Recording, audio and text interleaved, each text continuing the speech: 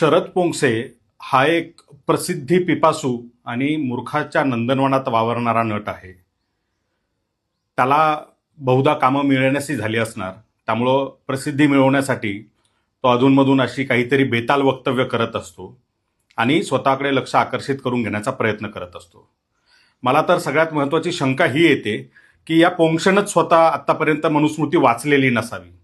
जर वाचली असती तर असं मूर्खासारखं स्टेटमेंट त्याने दिलं नसतं.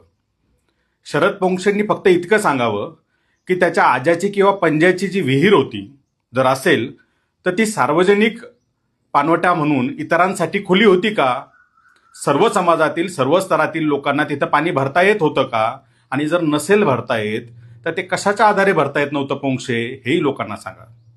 त्यामुळं अधूनमधून काहीतरी उथळ वक्तव्य करायची, लोकांचं ध्यान आकर्षित करून घ्यायचं आणि प्रसिद्धीच्या झोतात राहायचं, हा एक विकार या माणसाला जडलेला आहे. त्यामुळे त्याला फार सिरियसली कोणी घेऊ नये, आम्हीही घेत नाही. अशा माणसाकडे फार लक्ष देण्याची गरज नाहीये.